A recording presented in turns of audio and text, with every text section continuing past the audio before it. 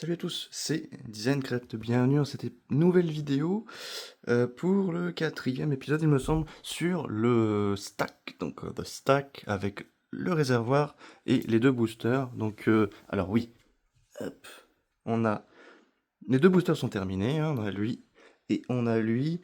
Je l'ai juste couché parce qu'ils sont pas très stables, en fait le sol n'est pas droit, donc c'est pas un problème de booster, c'est pas un problème de design, mais surtout un problème de sol. Donc en gros ça donne ça sur toute la hauteur pour donner une petite idée.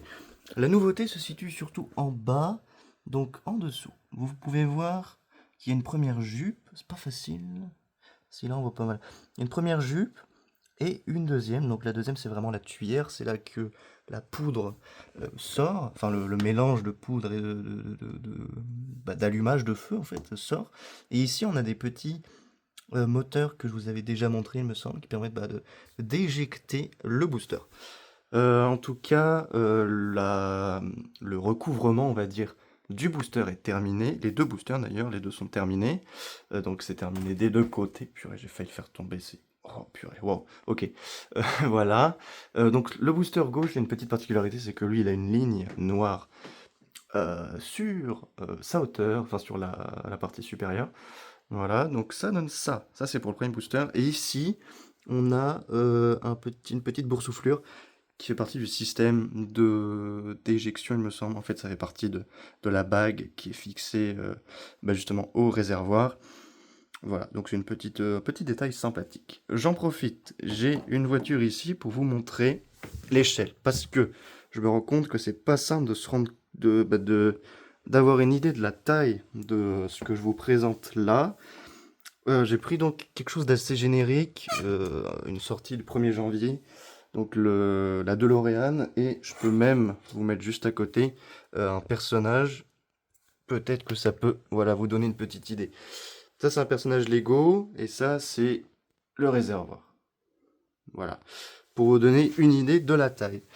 Je sais pas si ça rendra justice à la vidéo, mais en tout cas, voilà pour l'idée. Le personnage qui ressemble à ça, et là on a la cuve juste en dessous.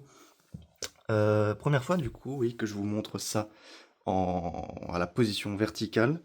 Donc là, on se rend compte vraiment de la taille, parce qu'avant, quand c'est couché, ça fait un truc long, mais c'est pas forcément facile de se rendre compte. Mais voilà, en gros, ça fait plus d'un 1,01 m de mémoire de haut, et les boosters font 1,16 m. Et du coup, vu que c'est assemblé, vu que ça doit être fixé à ce niveau-là, ça va faire un total d'1,44 m.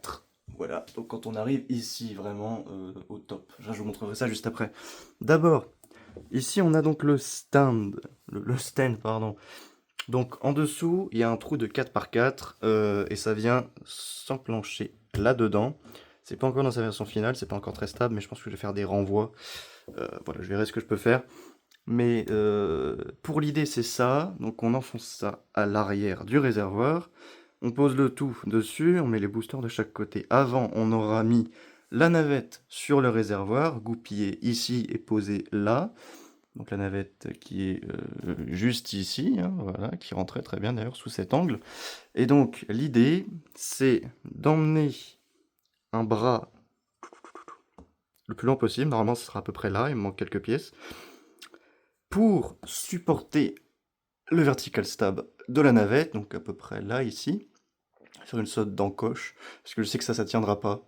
Parce que son design fait que c'est pas fait pour supporter la verticalité.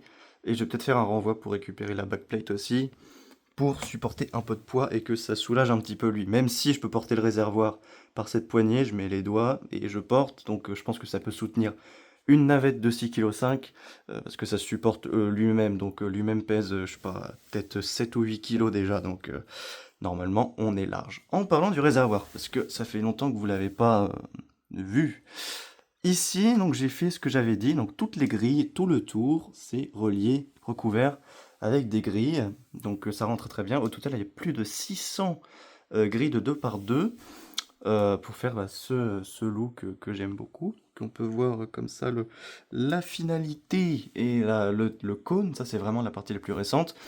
Et ici, donc, on a le tuyau qui descend. Et en fait, j'avais dit que c'était pour faire l'appel d'air, mais en fait, c'est parce que sur la partie inférieure, il y a le réservoir deux, un des deux composants, oxygène liquide ou hydrogène liquide.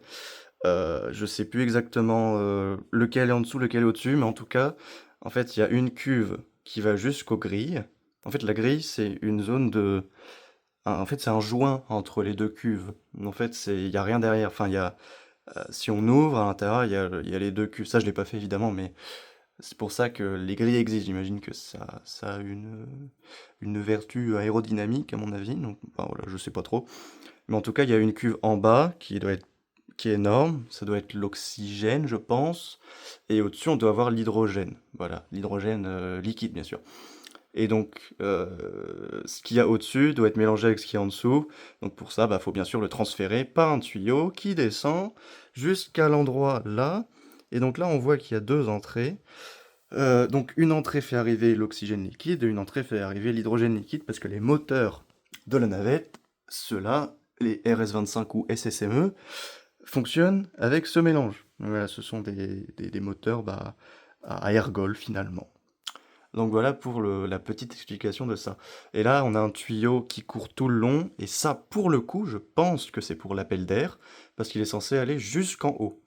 Et je crois que c'est ça, ça doit être pour l'appel d'air. En parlant d'aller jusqu'en haut, en essayant de ne pas trop faire d'ombre, voilà. Voici le cône. Donc un cône qui commence vraiment là, première charnière, il y a 1, 2, 3, 4, 5 facettes, enfin 5 panneaux, pour un total de 8 facettes. Donc là, j'ai fait les 4 premières facettes pour faire la forme... mince l'ombre.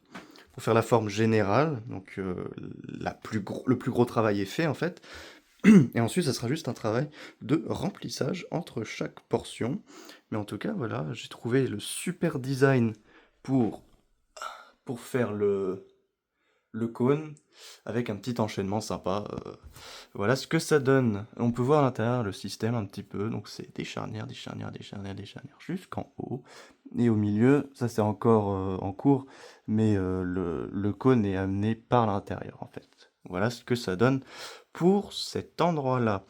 Je pense que j'ai fait le tour de ce que j'avais à vous dire pour aujourd'hui. C'est pas facile d'avoir une vue d'ensemble, mais voilà pour l'idée, ce que ça donne. Donc, j'espère que cette vidéo vous a plu. Si c'est le cas, n'hésitez pas à vous abonner, commenter, partager cette vidéo. Le commentaire est toujours plus important. J'aimerais bien savoir votre avis sur ce projet. Dans l'état actuel, on est à 18 000 pièces pour le design et j'estime un total à peu près 2000. Ça fait à peu près 20 kilos également, donc voilà, voilà. C'est un monstre. Donc déjà que la navette est un monstre, le réservoir et les boosters sont des monstres aussi. Et je précise, je crois que je l'ai jamais dit, mais ce projet là, là, et toutes les pièces que j'ai là justement, là j'ai plein de pièces. Je suis en train d'en foutre partout, mais j'ai plein de pièces, voilà, il y a plein de pièces partout. Tout ce projet a été financé entièrement, et peut encore être financé, parce qu'il me reste encore des sous-sous, par les ventes d'instructions de la navette spatiale. Donc ce projet est entièrement financé, entièrement autofinancé par mon travail, c'est-à-dire la navette spatiale et ses instructions de montage qui sont disponibles à la vente si vous m'envoyez un petit message sur Instagram. Instagram que je vous mets évidemment en description, et sinon c'est sur mon profil YouTube. Merci pour votre support, et je vous souhaite en attendant une très bonne journée. Et puis je vous dis à la prochaine pour l'épisode 5, avec, j'espère cette fois, parce que cette fois-ci je l'ai pas fait, la navette assemblée sur le réservoir pour faire un petit test un petit test visuel, hein, voilà. Et puis avoir fini bien sûr le cône, j'espère. Voilà, je vous souhaite, j'ai déjà dit, la prochaine c'était Isencrat. Salut.